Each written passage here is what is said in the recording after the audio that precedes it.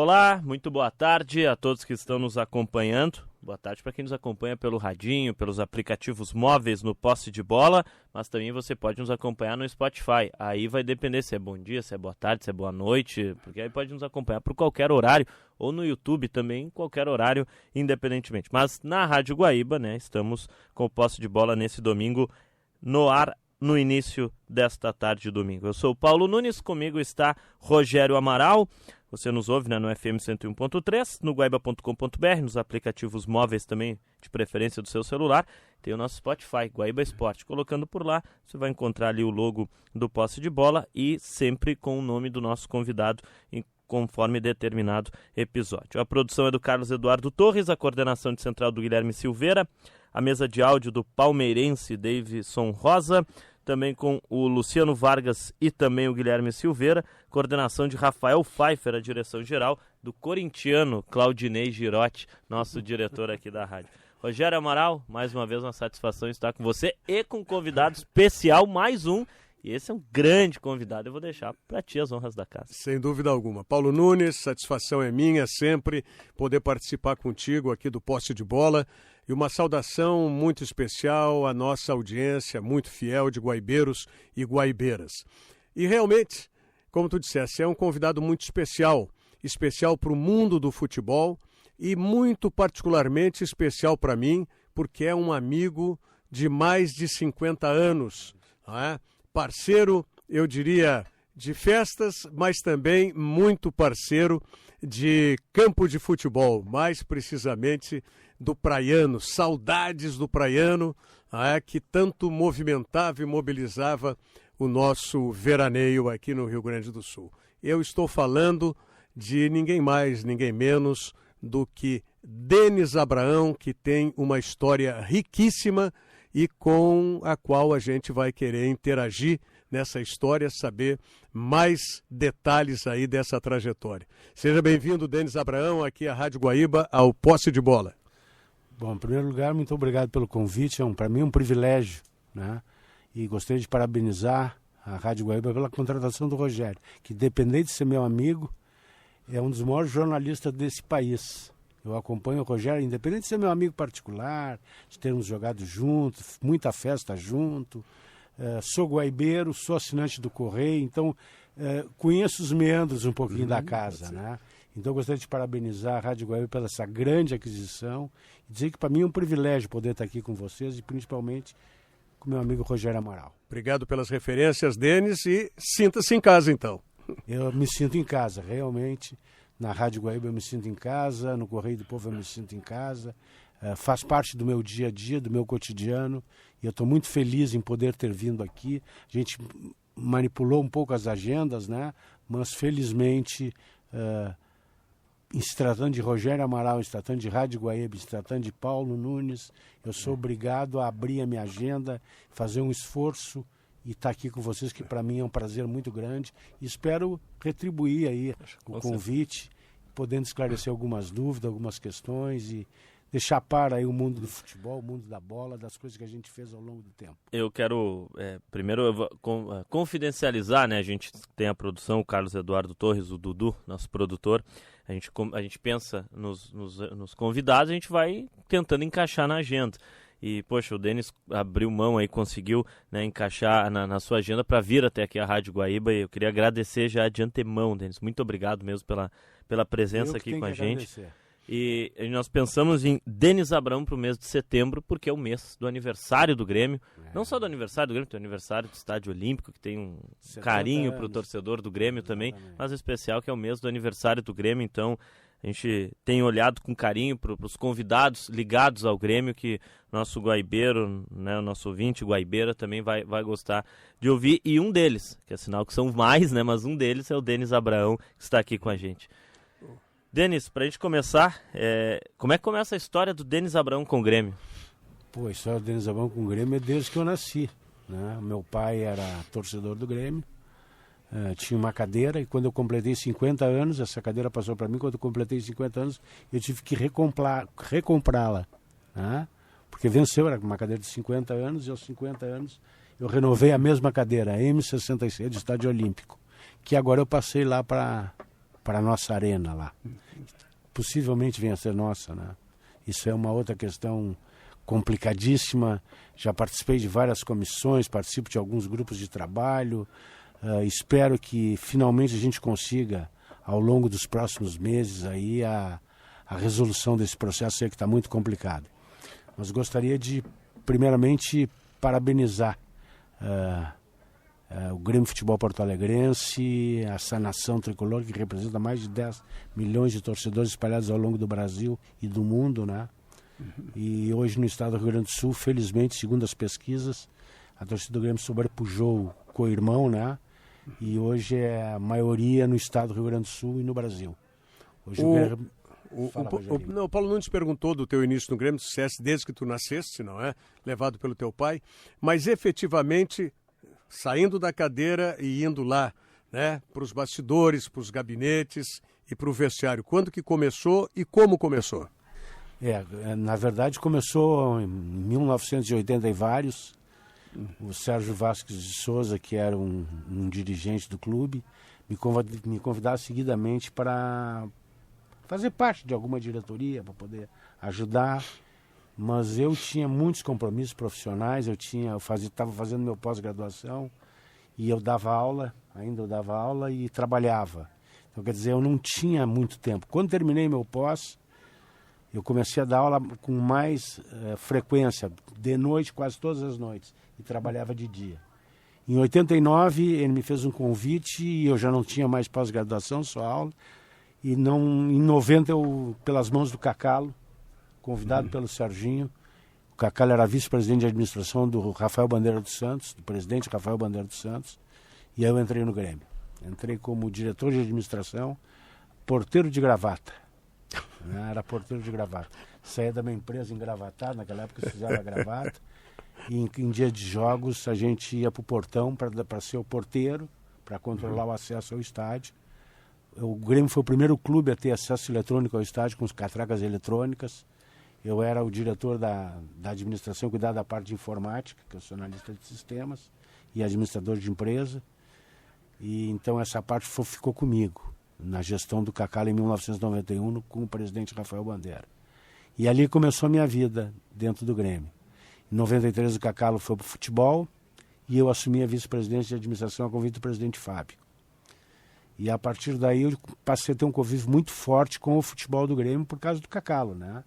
Nosso querido, nosso eterno presidente, o cara que dedicou... Um sujeito extraordinário em todos os aspectos. É natural a emoção do Denis Abraão, porque é um relacionamento que foi muito próximo e muito produtivo, né, para o Grêmio. E o Cacalo tem isso também, de ter levado muitos e bons nomes para o Grêmio. E o Denis Abraão é um exemplo desses nomes. Ele deixou um legado que a gente tem a obrigação de manter vivo, manter aceso esse legado que ele deixou, essa história de dedicação, de amor pelo clube. Nos ensinou muito, todos nós. Ele deixou uma verdadeira... Olha, dos dirigentes atuais, a grande maioria, o Beto Guerra, o nosso presidente, o Alberto Guerra, começou no Grêmio com o Cacalo também. O Alberto Guerra era menino, me lembro bem, em 94, 95, o Beto era nosso advogado no clube. Quer dizer, imagina, o Beto, o presidente do clube, seguidor do Cacalo, né? Serginho, eu, Benhur, Fernando Pinto. Nós temos uma equipe, um grupo que a gente se reúne até hoje, né? O Cacalo ainda, questão de 6, 7 meses atrás, participou da nossa janta mensal.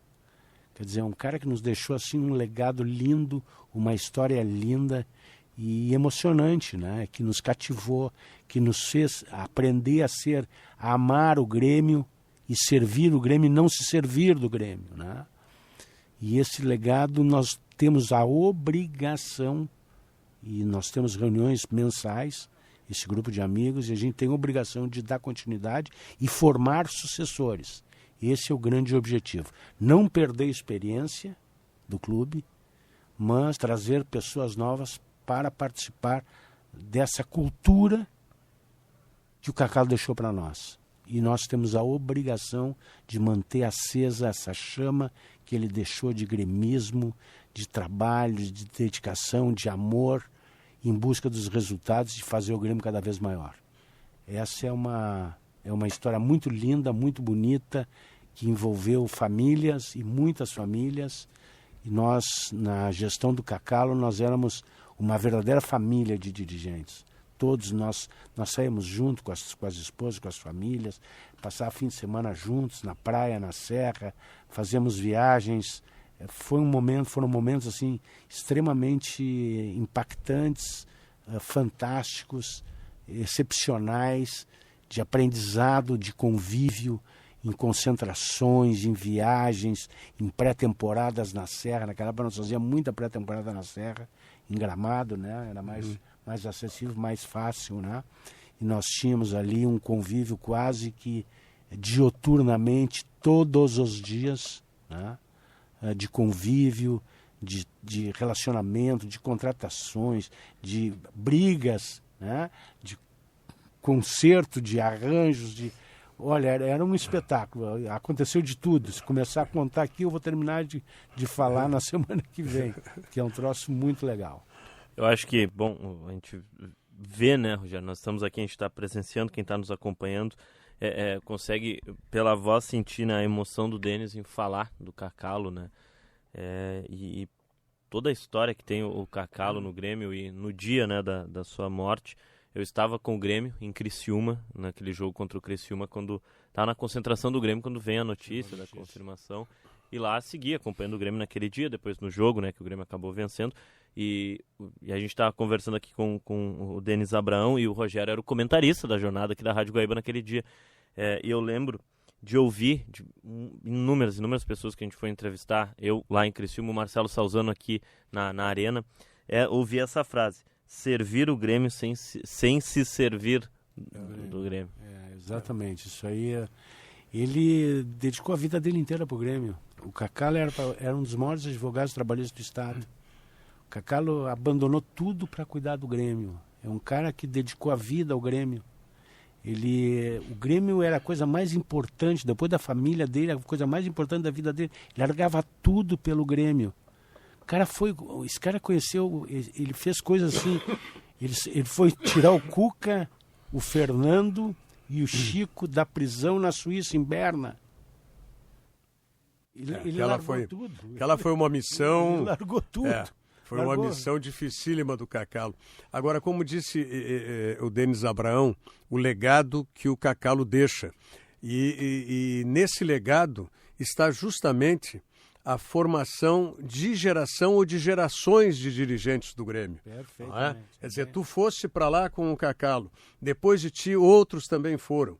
Então, esse amor do Cacalo pelo Grêmio, ele parece que de uma certa maneira também tem em cada um de vocês isso hoje. Ele multiplicou isso em nós, sem dúvida alguma. Nós temos assim uma legião de gremistas. Eu, quando era vice-presidente de administração do Grêmio, eu tinha 10 diretores. Cada um cuidava de uma área. Eu me lembro do Silvio Cunha, do Coronel Elvio, do Fernando Pinto, do César Pacheco, que na época, quando eu assumi como vice-presidente de administração, foi meu diretor de administração. Eu não quero esquecer de ninguém, o Paulo Saraiva, o Zélio Oxman, grande Zelinho, que faz tempo que eu não falo, até estou em falta com ele. Eu ligava quase que diariamente, mas com as minhas atividades profissionais que são extremamente intensas, eu não consigo nem ligar imagina, Zélio é um paizão para mim, meu amigo de todas as horas, um cara excepcional, foi meu diretor no Grêmio, fez poucas e boas, me aprontou poucas e boas, Zelinho. Então, quer dizer, nós somos sucessores de um processo de doutrina, né? Uma doutrina do bem que visava o crescimento e o Grêmio como instituição, né? Sem mazelas, sem aquelas bobagens ciumeiras de quem vai ser isso, quem vai ser aquilo. Eu tive o privilégio de ser vice-presidente do presidente Fábio Koff durante 4 anos, 2 como vice-presidente de administração e 2 como primeiro vice-presidente. Representava o Grêmio no Clube dos 13 em função do presidente Fábio, seu presidente, não podia exercer Sim. a função de presidente. Dupla função, não né? poderia exercer. Então eu participava da reunião dos Clubes dos 13, onde aprendi muito com grandes profissionais, com grandes presidentes de clubes, e aquilo ali foi um privilégio para mim. Agora tem o seguinte detalhe, vocês todos, não é, com esse legado que seja do Cacalo, com a experiência que teve com o ex-presidente Fábio Koff, enfim, mas todos vocês criaram características próprias. Tá? Sim. E, por exemplo, eu não posso deixar de te perguntar, eu quero saber como é que está a patrola, se a patrola está parada, a patrola está ativa, como é que está essa aí? Hein? Eu particularmente como torcedor, né, não como conselheiro, eu como torcedor estou um pouquinho preocupado. Né, mas apoio integralmente a direção do clube, o conselho de administração, o presidente Beto, e espero que a gente venha somar os pontos suficientes aí, mas eu confesso que eu estou um pouco preocupado. A patrola está meio enferrujada. Aliás, faz tempo que a patrola está enferrujada, né? Porque o último título foi em 2016, né? Se não me engano, título 17, de Nacional, Libertadores 17 depois, e a Recopa 18. Eu fui. Na Libertadores eu fui, em Lanús eu fui. Essa aí eu estava presente, né? Mas de onde é que saiu essa história da patrola? Vou patrolar. Pois é, Rogério. Tu sabe que eu também não sei. Eu também não sei. Mas é o autor. Eu criei a frase, porque aquele negócio assim, ó, a gente jogava na várzea, nós jogamos no Pombal juntos também, né? E tinha muito aquele negócio assim, chovia, não vai ter jogo. Não. Nosso tempo, chovia, tinha jogo. O mar subia no praiano, tinha jogo. E precisava passar a patrola, né? E eu costumava dizer, vamos patrolar essa gente, vamos lá. Nosso tempo de Pombal, nosso tempo de praiano. Na época de guri. Época de guri, futebol de salão, joguei futebol de salão. Eu não jogava nada, mas eu fazia parte, né? Eu também não jogo nada e me quebrei. Dava bastante balão, pontapé. Era estiloso. Tá escondendo o jogo, então. Rogerinho que era um grande goleiro. Rogerinho era um grande goleiro. Mas não era desses jogadores normais, bem comunzinho, assim, para não dizer ruim. Né? Mas gostava da bola, Gosto do mundo da bola, adoro esse negócio de estar envolvido com futebol. Não abandono o Grêmio jamais. Sempre que o Grêmio me chamar, eu estou à disposição. Não tem problema nenhum. Né? E quiser conversar comigo sobre o Grêmio, vamos conversar. Faço questão, me dá prazer. Faço depois da minha família e dos meus amigos. O Grêmio está no pedestal. Aliás, me permita, Paulo Nunes, eu sei que você tem vários tópicos pode seguir, aí para abordar, vai mas só frente. Pegando a oportunidade dessa resposta do Denis a respeito do Grêmio, em 2021, quando surgiram as primeiras informações que o Denis voltaria e assumiria o futebol naquela situação difícil que vivia o Grêmio, depois se confirmou, inclusive com rebaixamento, eu liguei para o Denis e perguntei, Denis, por que pegar uma situação dessas? E qual foi a resposta? Porque é o Grêmio. Porque é o Grêmio. Então, para que se tenha uma ideia do que é isso que ele está falando aqui e do que representa realmente o Grêmio na vida do Denis Abraão. Ele respondeu só isso para mim. Não vou me esquecer a situação, o local que eu estava chegando, tal, não vem ao caso aqui, mas me lembro perfeitamente que eu estou dentro no carro e quando ele atendeu a ligação eu perguntei, digo, por que vai pegar nessa situação? E ele me respondeu só isso, porque é o Grêmio. E o Rogério me convidou para o primeiro programa que eu fui, depois, quando assumiu como vice-presidente de futebol, foi num programa que ele tinha ao meio-dia. Era na RDC ainda. Ele e um jornalista que era uma figuraça. O Barbosa Júnior? Barbosa Júnior. Que segue sendo uma figuraça, né? Sim, é uma figuraça. Faz tempo que eu não vejo. Nos ouve direto aí, Faz tempo que eu não vejo. Mas eu dei uma entrevista pro Rogério e ali é aquele negócio assim, ó, na hora boa tá cheio, na hora ruim. E eu tenho uma relação com o Romildo de muito antiga, tá? O Romildo veraneava na mesma praia que eu, que o Rogério. O Romildo é bem mais moço que nós, por incrível que pareça. Né? Uns 10 anos mais moço. Não chega tanto, não? Mas uns 5 anos mais moço que eu. O Rogério tem a mesma idade que eu. Ou se tiver, talvez tenha 1 ano mais do que eu. Talvez, acho que... A minha safra é de 55, é uma safra boa. 56, a minha 56. Mas 55, 56 mesma coisa. é a mesma coisa, né? Nós íamos nos mesmos bailes, né? Não era, isso aí. No lugar, se encontrava sempre. Nos encontrávamos sempre, né? E depois, com o passar do tempo, continuava nos encontrando, né? E quando o Romildo me ligou, eu trabalhei 2 anos no Paraná. Eu fiquei 2 anos, mas eu ia segunda e voltava sexta. Mas eu sempre ligava para o Romildo e falava com ele, precisamos conversar, dava abre uma agendinha para mim aí, Romildo. Vem antes das 2 que eu consigo te encaixar e eu quebro a agenda. Tá bom. Aí eu ia, batia papo com ele, queria saber, dava sugestões, acho que é por aqui, por ali. E ele sempre me escutava muito, eu dizia, Romildo, eu tô aqui porque eu gosto de ti e amo o Grêmio. E eu não quero cargo, eu não quero nada. Eu só tô aqui porque eu gosto muito de ti e porque eu amo o meu Grêmio. E eu quero poder, de alguma forma, contribuir contigo. Não quero que ninguém saiba que eu estive aqui, eu não quero dar entrevista, eu não quero ser falado, eu só quero poder te ajudar naquilo que tu precisares, porque eu tenho um amor incondicional pelo Grêmio. E o Grêmio estando bem, eu estou muito bem. E tu estando bem, o Grêmio estando bem, eu estou melhor ainda. Então, dessa forma que eu conduzo a minha vida.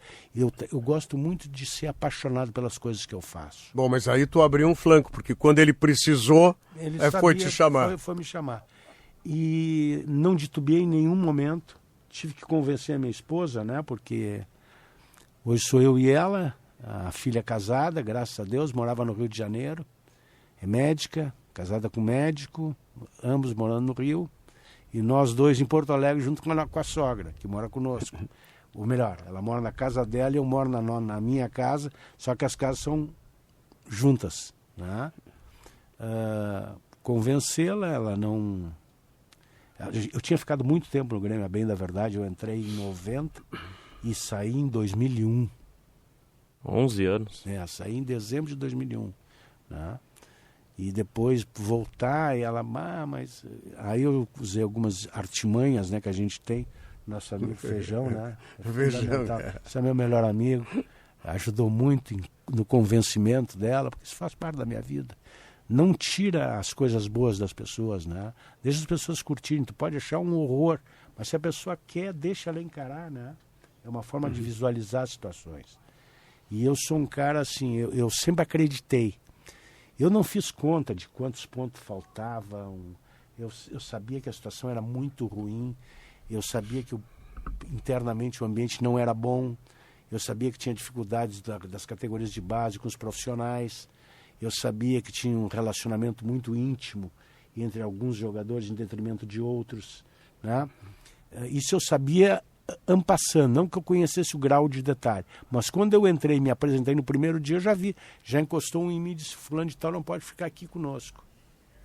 Assim, de cara. Fulano de tal não pode jogar no Grêmio. Um jogador sobre outro? Um jogador sobre o outro. No primeiro dia. E como é que faz? A coisa está pior do que eu imaginava, né? Cheguei, bom, quer dizer, o Jeromel com o dedo, com o pé quebrado. O Kahneman com problema de quadril. Os dois pilares da defesa. Os dois pilares da defesa, né? Minhas duas maiores lideranças, né?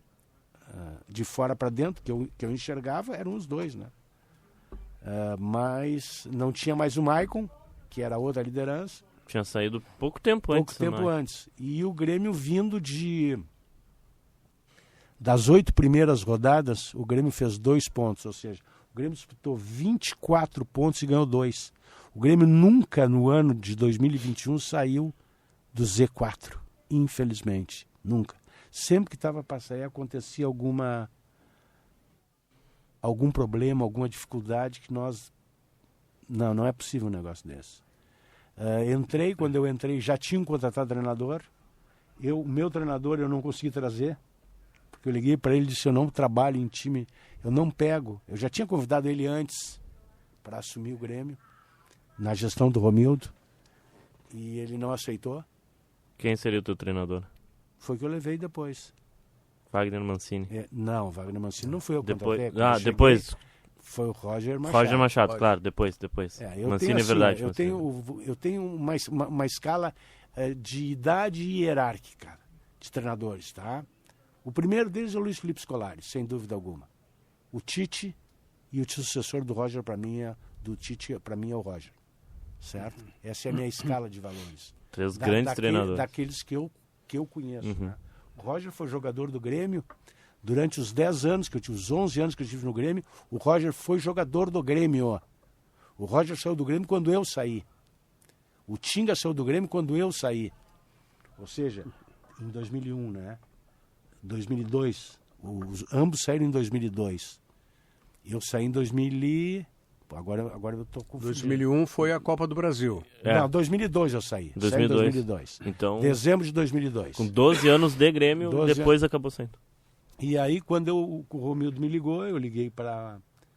A primeira pessoa que eu liguei para 2 presidentes, 2 ex-presidentes, primeiro o Cacalo, depois José Alberto Machado Guerreiro, que para mim foi um grande presidente do Grêmio, que é um grande amigo que eu tenho, me ajudou muito. Já aceitando o convite do presidente Romildo na época. Não tinha aceito ainda. Antes eu falei com o Cacalo e com o Guerreiro. Aí depois eu liguei para minha esposa e ela disse, mas por que tá me ligando? Tá dando tudo que é lugar aí, já vieram me cumprimentar. Cheguei, não, mas eu não aceitei ainda, eu quero a tua opinião, né? Mas antes eu já tinha costurado tudo com o Erinho, com feijão, né? O Feijão é meu padrinho de casamento, eu sou padrinho de casamento, ele é padrinho da minha filha, eu sou padrinho da filha dele. Nosso fim de semana, sempre que podemos, estamos juntos. Durante a semana, quando tem alguma festa, algum evento, estamos juntos, ele me ajudou muito. E era o nosso adversário no Praiano, lembra? Pô, jogava. Nós Tramandaí, ele Capão, lembra? Eu tomava cada surra, ele passava patrola em mim. Grande Feijão. Aí eu falei com as pessoas, sabia da dificuldade, falei com todos eles e liguei para o Sérgio Vaz de Souza. E convidei ele, Serginho, tem uma missão, fui convidado para ser vice-presidente, vai comigo. Não, vai comigo. Não, mas deixa eu pensar, não tem que pensar, rapaz. Pensar, é o Grêmio, rapaz. Vamos embora. Serginho que vai estar aqui com a gente também. Tem que estar. Serginho é uma história, é uma coisa, é um cara muito dedicado ao clube, ajuda até hoje, sabe? Ele ajuda até hoje, ele sempre pode... Porque no Grêmio, para nós, assim, da geração criada naquela década de 90, é assim, ó. Tem eleição, cada um tem um lado, né? Acabou a eleição, o presidente do Grêmio é o nosso presidente. Independentemente de questões políticas internas. O clube é o bem maior. Mas eu não torço para o homem, cara, eu torço para o Grêmio. Esse ditado é meu. Eu assino embaixo, esse ditado é meu. Eu não torço para... Pode botar o meu maior... Eu não tenho inimigos, acredito eu, né? Pode botar uma pessoa que eu não gosto de presidente do Grêmio, mas se esse cara me chamar para conversar, querer alguma dica, querer alguma informação, eu não tenho dúvida nenhuma que eu vou acatar na mesma hora em se tratando de Grêmio. Porque o Grêmio é uma família, o Grêmio é um grupo de amigos, que hoje já está diferente, está mais profissionalizado, mas a gente não pode perder, na minha maneira de ver, esse espírito de paixão, de amor, de comprometimento com as coisas do clube. Que é a essência de tudo, nós, né? É a essência de tudo. Somos nós torcedores, é que fizemos a história do Grêmio, independente de quem venha a ser presidente do clube. Né? Em a questão de 3, 4 anos atrás, tinha 5, 6 candidatos a presidente do clube. Eu seria um deles. Se não tivesse ocorrido aquela intercorrência no meio do caminho, eu seria candidato. Eu não sei se seria eleito, mas tinha apoio de 3 ex-presidentes. Né? O Cacalo desfraudou a bandeira no primeiro dia. Se for candidato, tu é meu candidato, eu vou pro pátio contigo. Né? Mas não foi possível, o Grêmio foi muito bem representado. Apoiei o Alberto Guerra, é o nosso atual presidente. O Odorico Roman concorreu junto, um grande gremista também, diga-se de passagem. Aliás, os quadros do Grêmio são feitos de grandes gremistas, pessoas dedicadas ao clube, com raríssimas exceções. Eu, na minha história de clube, assim, eu vi muito pouca gente não trabalhar em prol do Grêmio. Tentando tirar vantagem pessoal, muito pouca. Eu não consigo dizer 2 nomes, talvez 1 ou 2 no máximo. No máximo. O restante veste realmente a camisa, é torcedor comprometido, identificado e luta pelas coisas do Grêmio. Isso é a coisa mais bonita, é um legado muito lindo que eu recebi do Cacalo, do presidente Fábio, do Rafael Bandeira dos Santos, de todos esses presidentes com os quais eu trabalhei. Posse de bola aqui na Rádio Guaíba.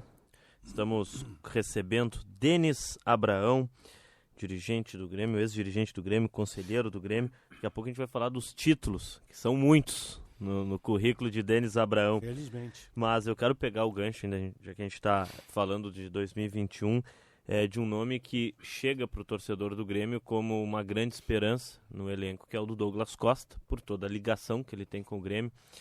E saiu pelas portas dos fundos com a torcida, né? Pelo rebaixamento, não entregou, imagino que o que o torcedor esperava, se tratando de um nome como ele. Como é que era o Douglas Costa no dia a dia? Por que ele não deu certo nessa passagem no Grêmio dele? O Douglas Costa, como jogador de futebol, é excepcional. Grande jogador de futebol. Só que ele tem um problema de lesão, ele se machuca muito. O porquê eu não sei, eu não sou médico, né?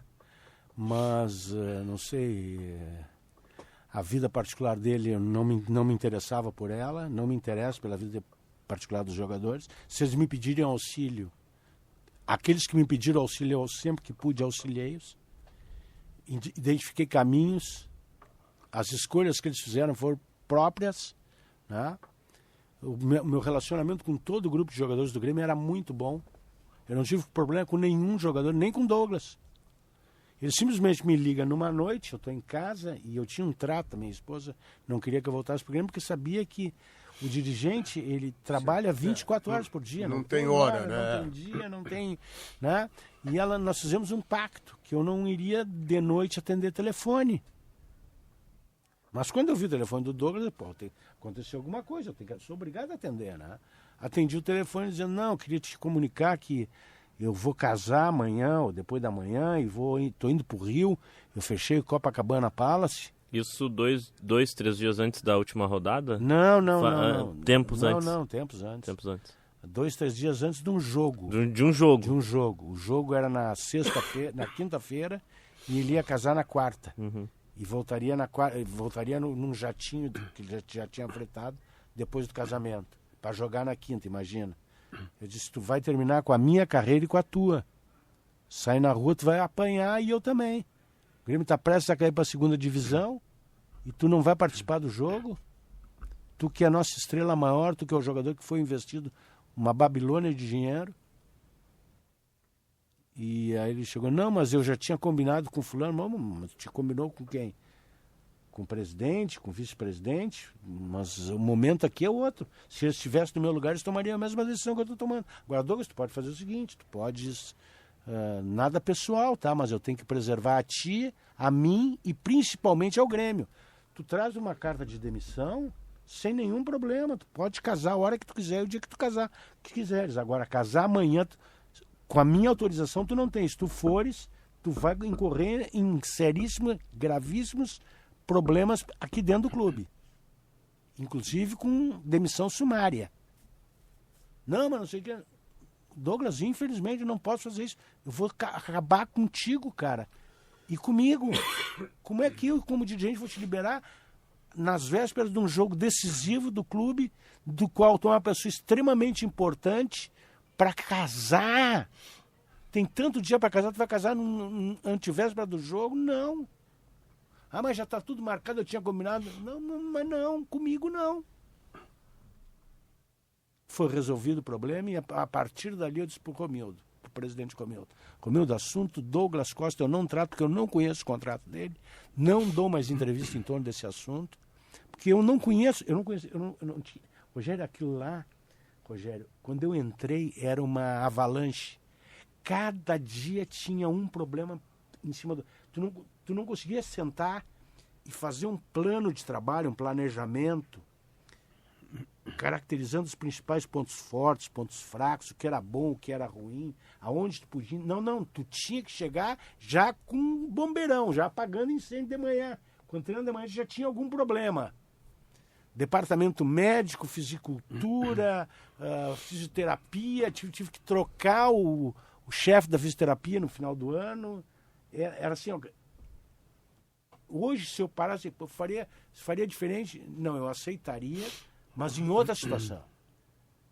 Eu primeiro ia fazer um estudo, mas não tem como. Ou tu pega no início de uma temporada, onde não tem nada pronto, e tu faz um planejamento, cria um processo, um sistema que depois eu consegui criar um processo desde a entrada do jogador no clube, era filmada a entrada do jogador, bababá, via todos os jogadores chegarem, mas cada dia que tu não conseguia...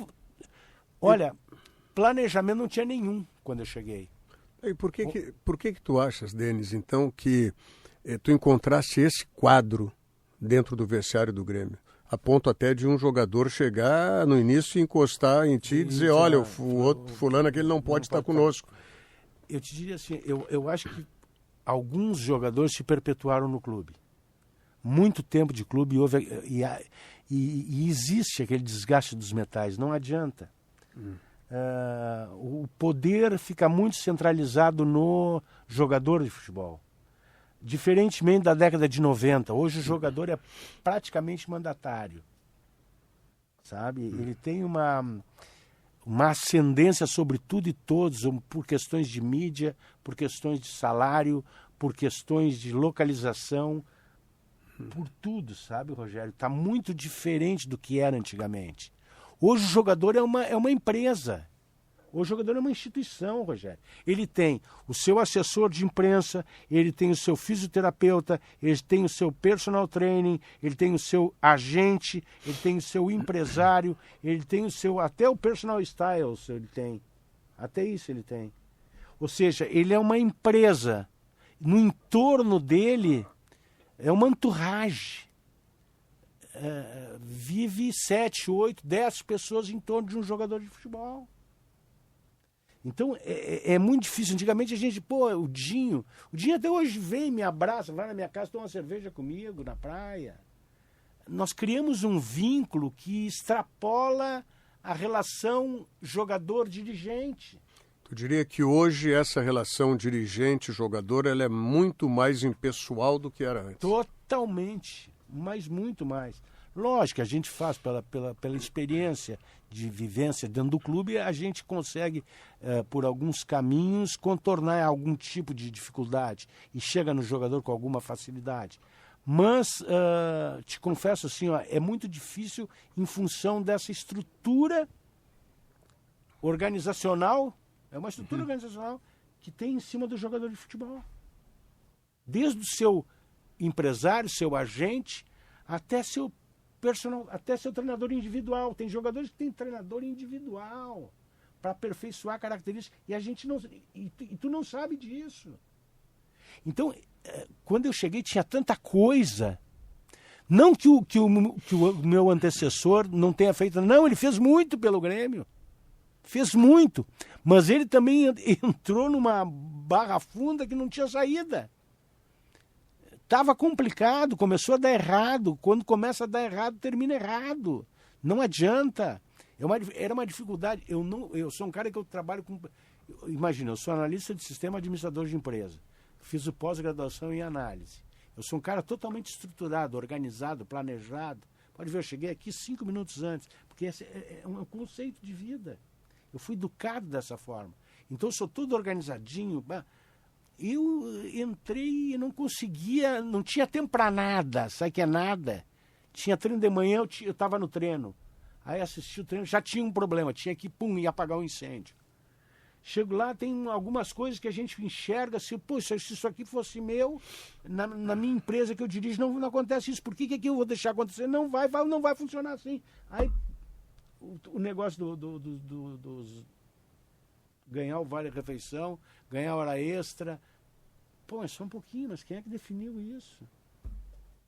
Aí intercedia. Era a minha área, era no CT do clube. No CT é só futebol. Futebol com uma estrutura imensa. Eu tenho que intervir. Não é futebol, não, mas está no CT, está na minha frente, eu estou vendo. É dinheiro do clube que eu amo, que eu estou aqui de graça trabalhando com o maior prazer, mas eu não posso ver esse erro e não corrigir. Então eu acabava me envolvendo com outras questões. Com outras questões que não fosse a bola, o mundo da bola. Quer dizer, criamos processos, sistemas de modernização dentro do departamento de futebol, caracterizamos assim de uma maneira bem explícita, todo mundo conhecia, mas as dificuldades internas eram imensas. Um treinador que eu não conhecia, que eu não contratei, com a sua equipe de trabalho, apesar de conhecer o Wagner Mancini como jogador em 94, jogou no Grêmio, eu era vice-presidente, conheci o Wagner, uma grande pessoa, mas não conhecia ele como treinador. Aí disseram que eu tinha que ter posto ele para a rua quando ele caiu para a segunda divisão, mas ele foi vítima. E eu queria ver mais, eu vi pouco. Eu queria ter começar uma pré-temporada, uma pré-temporada de 30, lembra que eu batia no chavão? A pré-temporada vai ser de 30 dias aqui, que eu quero ver meus jogadores voando. E fizeram 30 dias de pré-temporada. E eu acompanhei. E eu acompanhei a pré-temporada para e passo.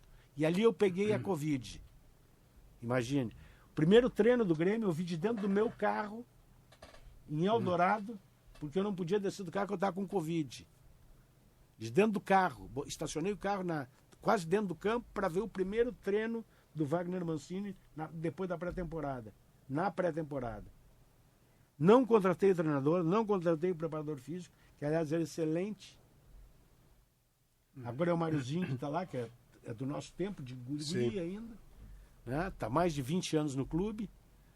Imagina, o Mário agora é o novo preparador físico do Grêmio. Mas o Everson era um grande preparador físico. Aí vem o Paulo Paixão, depois com o Roger eu trouxe Paulo Paixão, né? O Roger trouxe Paulo Paixão, não tenha dúvida. Isso aí é o top dos tops, né? E o Roger, a tua escolha, como você disse antes ali, elencou a lista dos técnicos, Luiz Felipe Scolari, Tite, Roger Machado. E eu tive que trabalhar com o Wagner, que foi contratado até dezembro de 22. Vi o primeiro treino, vi o segundo treino, vi o primeiro jogo. Uma dificuldade, saiu perdendo para o São José do Milton Machado no intervalo de simpatezinho, assino agora. Na cabine do presidente Comilton. Passei para dar um abraço neles, porque eu ficava no camarote, melhor. Eu ficava num outro camarote com os jogadores que não atuavam, que estavam fora, junto com a comissão técnica, com o diretor executivo, com o Serginho. Empatando com o São José 1-1 em casa. Depois joga com o Guarani de Bagé. Uma dificuldade de ganhar. Aquele ranço daquela bola, não tinha nada a ver com o Grêmio. Aí nós vamos para um jogo contra o Juventude, nunca me esqueço. Nós saímos perdendo, viramos o jogo, mas tomamos um chocolate, não sei como é que nós viramos o jogo. Um banho de bola, um banho tático. E lá de cima eu vi um buraco no meio de campo. Desde de setembro, quando eu entrei, eu vi um buraco no meio de campo e eu dizia para eles... Porque eu fazia reuniões semanais com todos os treinadores. Terminava o jogo e tinha reunião comigo no outro dia. Na minha sala, todo mundo, treinador, preparador, quero ver o scout, quero ver os porquês, né? E eu dizia, eu tô vendo, tem um buraco no meio de campo, tá mal concebido esse esquema. Eu dizia para ele, não, mas a gente joga assim. Bom, depois desse chocolate, vou para casa da noite, mas mal. Romildo, me liguei, o que tu achaste? Eu não achei nada, eu achei uma porcaria, para não dizer outra coisa, né? Sim. E eu vou ter uma conversa com o Wagner e vou demiti-lo. Não, mas quem sabe tu espera um pouquinho, não sei o que, tá recém começando. Não vou esperar mais. Pois é, mas ele tem contrato até o final do ano. Isso era janeiro. Ou fevereiro. Acho que era fevereiro. Acho que era fevereiro. Acho que não, mas não dá mais. E vou trazer o Roger. Tu já falou com alguém? Não. A primeira coisa que eu vou fazer é demitir o Wagner Mancini. Depois eu vou ligar pro Roger. O Roger não está trabalhando, está começando a temporada, duvido que ele não aceite. Aí eu chamei o Igor, fui pro Grêmio. Não, pensa bem, amanhã de manhã que horas tu vai pro Grêmio? Tem treino 10h30, 9 horas eu vou estar lá. Quero ver todo mundo chegar. Chegaram, o Wagner demorou um pouquinho para chegar. Ali pelas 11h30, meio-dia, o Wagner chegou, estava se arrumando, eu entrei na sala aqui, preciso falar contigo. Romildo, não, mas não faz isso, acho que não, Romildo. Não dá mais, não é isso que eu quero pro Grêmio, eu acho que ninguém está satisfeito. Eu vou romper o contrato dele e vou contratar o Roger. E foi o que eu fiz. E aí nós, felizmente, isso eu tenho orgulho de dizer, nós ajudamos muito. Quando nós saímos, o Grêmio já tinha subido para a primeira divisão. Eu não tenho dúvida disso. Faltava 5 ou 6 rodadas. O Roger treinou quinta-feira de tarde. para jogar isso. Então, nós treinamos quinta-feira de manhã, que o nosso jogo era sexta-feira de noite. Quinta de manhã o Romildo me liga, olha, eu acho que eu vou trocar o treinador. Me desse carta branca, quem troca o treinador sou eu. Né? Me desse carta branca. Quando eu disse, tu me dá carta branca, porque eu só sei trabalhar desse jeito. Nós podemos conversar, eu sei que o regime é presidencialista, agora a decisão final sempre vai ser do presidente, mas a minha tem que, em alguns momentos, tem que prevalecer. Não, acho que está na hora de trocar, não sei. Bom, se trocar eu vou sair. Não, mas o Renato contigo vai andar que é um pianinho. Não, mas eu não toco piano e outra coisa. Qualquer treinador que vier, independente de quem seja, eu não vou ficar, porque o treinador da minha confiança, que trouxe o Grêmio até aqui a trancos e barrancos, com todas as dificuldades, foi o Roger. E nós já subimos, Romildo. Matematicamente é impossível o Grêmio não subir. É só tu olhares. Não, mas tá ruim, não sei o quê. Romildo, fica bem à vontade. Não, mas tu não vai sair. Não, eu já saí, não vou sair. Eu já saí. Não, vou botar no site do Grêmio. Não, Romildo, eu vou lá na casa do Roger, vou demiti-lo junto com a comissão dele. Vou pro hotel me despedir dos jogadores da comissão técnica. Que tem a comissão técnica permanente do clube que fica na concentração. E tô pegando a minha mala e tô indo embora. Tô indo embora. Eu e o Serginho, estamos indo embora. Então o Denis, quando sai do Grêmio, junto com o Roger Machado, por ser o seu treinador, que por você iria até o fim com o Roger. Mas já estava subindo. Aí, quinta-feira de tarde, o Roger... Quinta de noite eu demito o Roger. Sexta de noite tem jogo do Grêmio em Porto Alegre. E o Grêmio ganha o jogo. E eu tô na minha cadeira. O que tu tá fazendo aqui? Como que eu tô fazendo aqui? Tô na minha cadeira, sou torcedor do Grêmio, rapaz. Eu tô na minha cadeira. Aí eu tiro a foto e vem aqui, vai ali, babá. Virei importante, Rogério. Agora onde eu vou, tiro foto. O que eles querem foto comigo? Um cara feio, toda mulher bonita, rapaz. Quero tirar foto comigo. Até mexi com eles. Então, ali o Grêmio ganhou o jogo com o treinamento do Roger. Então, quantos pontos tinha o Grêmio quando nós saímos? O Grêmio faltava 5, 6 pontos para o Grêmio subir para a primeira divisão. Faltando 6 rodadas. 6 rodadas. Tinha 3 jogos em casa, 3 jogos fora, sendo que os 3 jogos fora, um era o Tombense e o outro era o Náutico, que já estavam na segunda divisão. Que já não tinha como escapar da segunda divisão. Logo, uma barbada, né? Tinha jogo em casa, Vila Nova de Goiás, que nós ganhamos de 2-0. Com a vida resolvida, porque o Vila Nova nem caía, nem subia. Nem subia. Não. Ou seja, não tinha como matematicamente o Grêmio não subir. Talvez nem por méritos meus. Talvez não, com certeza. Mérito da comissão técnica, dos jogadores, não meu. Era uma parte da engrenagem. A liderança da engrenagem era eu, mas quem tocava o dia a dia eram eles, né? Quem entra em campo e faz os gols são os jogadores, não é o dirigente. Mas o dirigente tem obrigação de dar o respaldo para o grupo de jogadores. E isso eu faço com muita transparência e muita tranquilidade. E o meu relacionamento com eles era excelente. A não ser essa questão do Douglas, que ele ficou um pouco chateado pela minha decisão forte, mas é característica minha, né? A minha personalidade é muito forte. Eu sou um cara difícil também, eu tenho que concordar com isso. Eu tenho uma autocrítica muito forte. Eu sou uma cabeça tratada não foi por opção, foi por necessidade. Então eu me conheço muito bem. Preciso fazer a pergunta, e ficou no ar muitas vezes da época, e vou aproveitar, o Denis está aqui. Trabalharias com o Renato Portaluppi? Se o Renato trabalharia comigo? Ou você com ele? Só um pouquinho, tia. Eu sou dirigente, o Renato é funcionário. Eu entendo que um treinador, para treinar uma equipe, é como eu contratar um executivo para minha empresa. Eu tenho que entrevistá-lo e ver se as condições que ele apresenta, o seu perfil profissional, se enquadra naquilo que eu entendo como necessário e suficiente para atingimento dos objetivos definidos para o clube. Qualquer profissional trabalharia comigo desde que se enquadrasse naquilo que eu entendo de função do treinador e função do dirigente. Cada um no seu quadrado. Se enquadrando nesse processo, qualquer treinador trabalha comigo. E o Renato, por que não? Né? Por que não? Se ele se enquadrasse dentro da minha proposta, com toda tranquilidade trabalharia comigo. Agora, eu trabalhar com ele, não. Aí eu furei mais embaixo, meu cara. Eu não trabalho com o treinador que trabalha comigo. Porque eu sou o dirigente. O treinador é funcionário do clube. Não vamos inverter os papéis. Aí começa o princípio da desorganização, do qual eu não participo. Eu sou contrário, eu sou administrador de empresa. Isso é o princípio da hierarquia, isso é o princípio da organização. Organização, planejamento, controle, isso aí tudo é gestão. Todo mundo fala e muita gente não sabe. Acho que gestão é fazer um gesto grande. Gestão é administração, é administrar processos, é planejar, organizar, comandar, coordenar e controlar. Isso é gestão. E a gestão compete ao vice-presidente de futebol estabelecer, coordenar, orientar, dirigir e os demais rezar a cartilha emanada pelas diretrizes definidas pelo departamento de futebol através do seu vice-presidente e sua diretoria.